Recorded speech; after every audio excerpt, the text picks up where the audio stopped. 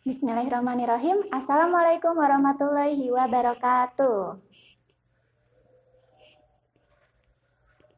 Apa kabar teman-teman semuanya? Semoga kalian selalu dalam keadaan sehat dan dilindungi Allah Subhanahu wa taala. Amin.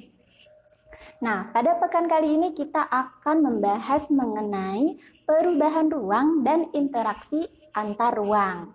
Tapi sebelum kita lebih jauh membahas tentang perubahan dan interaksi, teman-teman harus tahu dulu ruang yang kita maksud di sini itu seperti apa. Nah, jadi gini, perhatikan Ustazah. Contoh, ini adalah bumi. Ini adalah bumi, oke teman-teman bayangkan ini adalah bumi. Bumi ditempati oleh makhluk hidup, benar kan? Kemudian contoh lainnya ada rumah. Rumah ditempati oleh keluarga.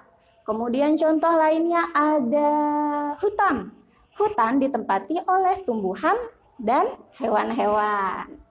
Nah, dari contoh-contoh yang sudah Ustazah berikan, pengertian ruang di sini adalah segala tempat yang ditinggali oleh makhluk hidup untuk kelangsungan hidupnya.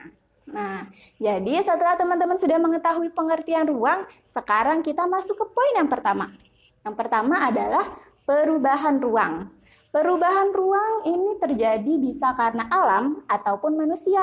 Nah, perubahan ruang yang dikarenakan alam itu contohnya adalah suatu tempat yang berubah secara fisik maupun lapisan lempeng buminya yang disebabkan oleh alam. Contohnya adalah bencana alam. Jadi tempat yang tadinya misalnya suatu kota kemudian terjadi bencana alam seperti gempa bumi, maka kondisi fisik atau lempeng buminya pasti akan berubah. Nah, kemudian perubahan alam yang diakibatkan oleh manusia. Contohnya adalah misal teman-teman waktu kecil pernah merasakan lari-larian di lapangan atau main di sawah. Nah, sekarang sawah atau lapangan yang teman-teman pernah bermain di sana sudah tidak ada atau sudah digantikan dengan ruko ataupun dengan perumahan atau dengan bangunan-bangunan lainnya. Nah, itu adalah perubahan ruang yang disebabkan oleh manusia. Kemudian poin yang kedua ada interaksi antar ruang. Nah, interaksi antar ruang ini adalah di sini kita membahas bagaimana suatu wilayah dan wilayah lainnya saling berinteraksi. Misal, ada kota A, ini adalah kota A. Kota A ini adalah suatu pemukiman yang masyarakatnya tinggal di pesisir pantai, yang otomatis penghasilan utamanya adalah hasil-hasil laut, entah itu ikan, kerang, ataupun sebagainya. Nah, kemudian yang ini adalah kota B. Kota B ini adalah masyarakat yang tinggal di desa dengan mata pencaharian utamanya adalah sayur-sayuran.